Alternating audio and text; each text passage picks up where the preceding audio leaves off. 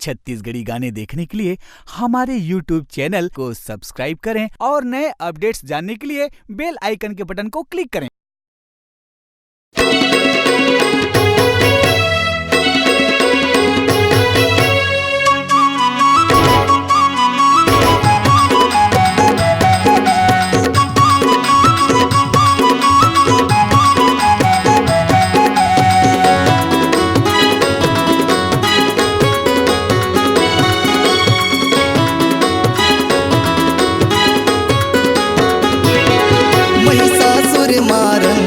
चलो चलो दुर्गा महारानी पापीला संघारे, जागो जागो चंडी महाकाली महिषासुर मारन।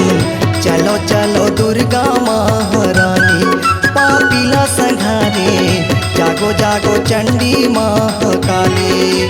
मारे किलकारी मचे हाहाकारी, मारे किलकारी मचे हाहाकारी, बघवा महो के सवारी, दाई बघवा महो के सवारी महिषासुर मारन। चलो चलो दुर्गा महारानी पापीला संघारे, जागो जागो चंडी महाकाली।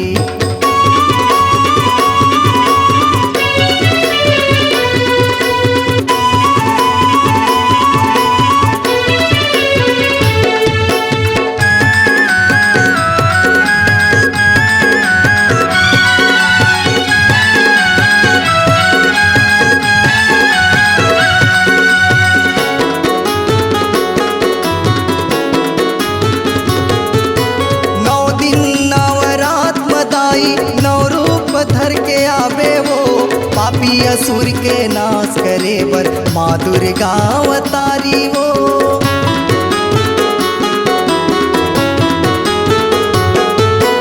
एक हाथ माँ खाड़ा बरछी, एक हाथ त्रिशूल वो, रक्त बीज दानव दल के पीले बरी के खून वो।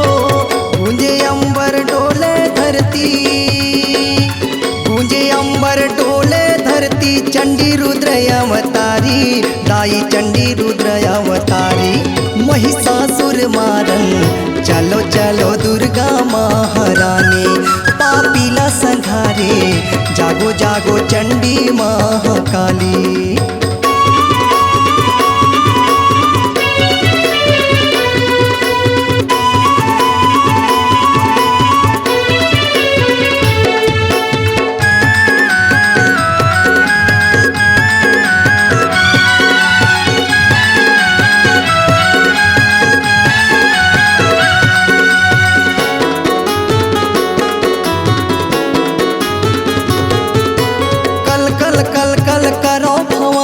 लाली जिभिया लमा के वो, चंड मुंड के मुड़ीला काटो, दिव्य शक्ति दिखा के वो।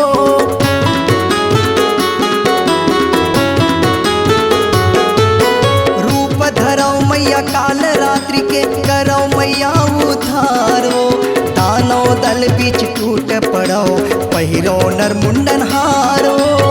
संगमा तुर देवी देवता, संगमा तुर देवी देवता, जय हो मैया शेरवाली, जय हो मैया शेरवाली महिषासुर मारन।